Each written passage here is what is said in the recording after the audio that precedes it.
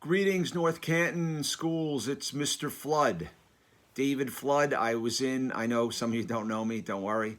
I was in North Canton a couple years ago, and I think in 2018, I spoke at several of the schools there, the high school and the middle school, and a bunch of places.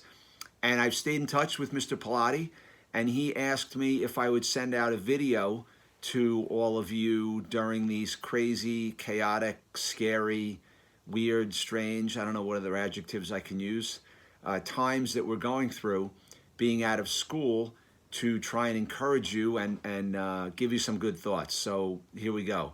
You know, for those of you who don't know me, and for those of you who don't remember me, and don't worry, like I said in my thank you video a couple years ago, I don't care that you remember me. I care more that you remember something that I said. But I speak in schools all over the country, in middle schools and high schools. I'm a youth speaker.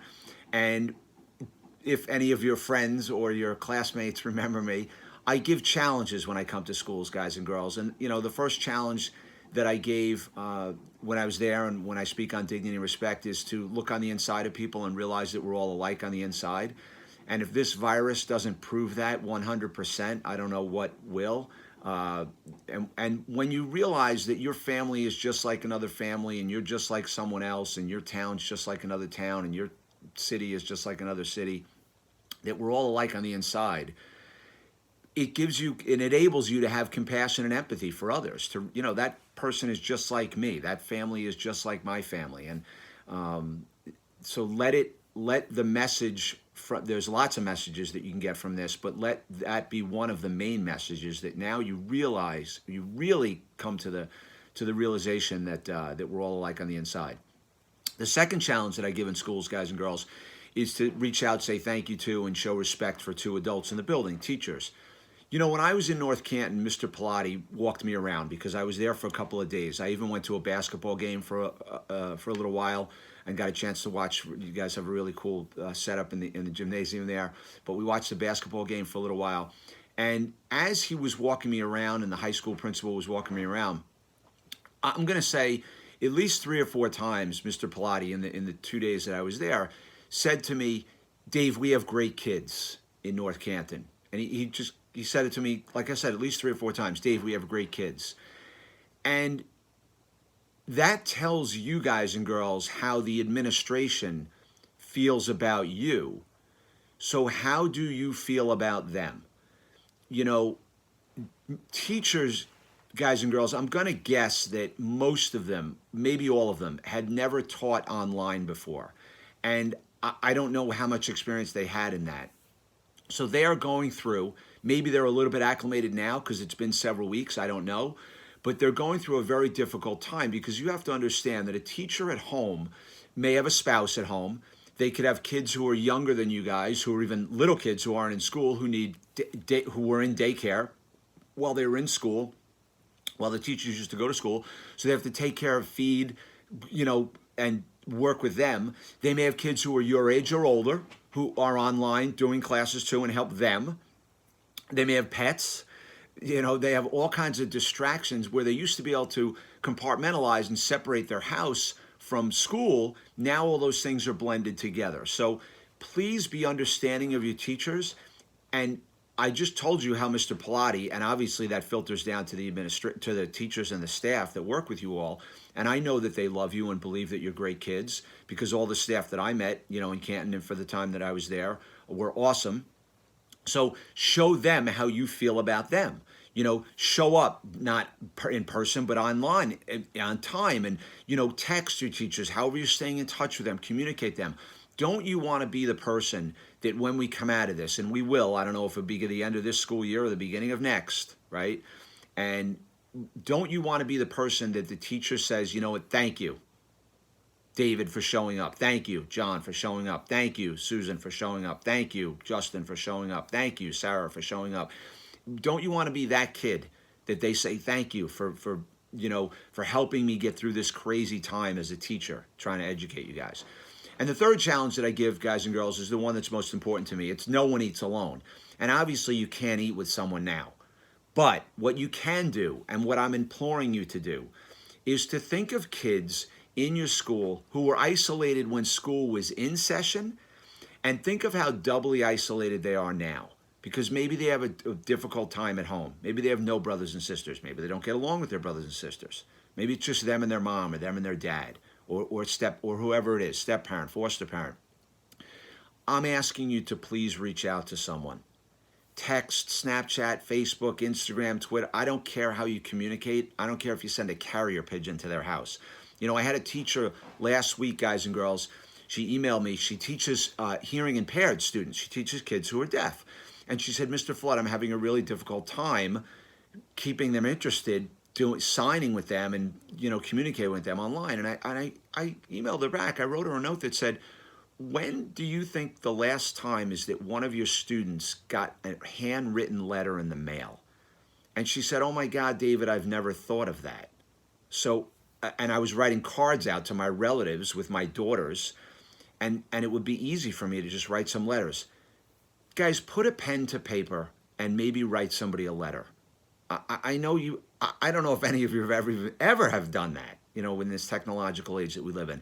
Put a pen to paper. And please, please reach out to someone who's isolated, because we're going to lose people because of this illness, right? People are dying. Let's not lose anybody because they were isolated and lonely and they slipped into depression and then something worse than that. So please reach out to someone. And a couple more things for you to think about. When I struggle, guys and girls, and I still do, to, you know, even with this, what helps me tremendously, two things. One is they say when I'm listless, I make a list. What does that mean? So I'm listless. So I'm down, I'm sad, I'm like blah, right? Melancholy. So I make a list of things that I have to do. And they might be make a video, empty the dishwasher, put the dogs out, wash the floor, clean the refrigerator, like all just little things. Do a load of laundry, straighten up my desk, send out a couple of emails. I'm not doing a lot of marketing now because I have no speeches now well into, you know, into the summer. I don't know when. My next speech might be in September for all I know. So make a list of things you have to do. And how does that help me, Mr. Flood? Well, what helps is crossing things off the list.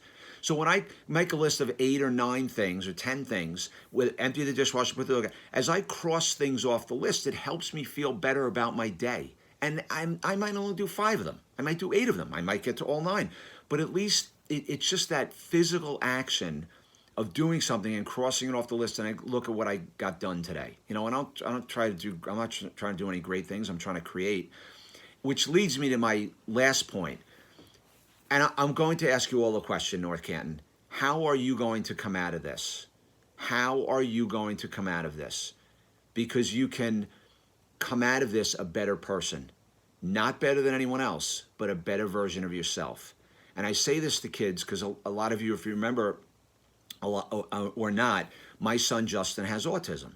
And invariably, whenever I speak, and I know it happened in North Canton, 20 to 25 kids will come up to me after I speak and say, Mr. Flood, my brother has autism, my sister has autism, my cousin has autism, my neighbor has autism, my uncle has. I know someone with special needs. And I say to them that you are a better person because they are in your life. You're not better than anyone else, but you're a better version of yourself because they give you a better understanding of the world. So how are you going to come out of this isolation that we're in? Can you read? Can you grow socially, emotionally? Can you self-improve yourself in any way? Because this is my fear. I come out of this and I look back in October next year, and I look back to this 3 months that we were in isolation or whatever it's going to be, and I say to myself, oh my God, I didn't get anything done.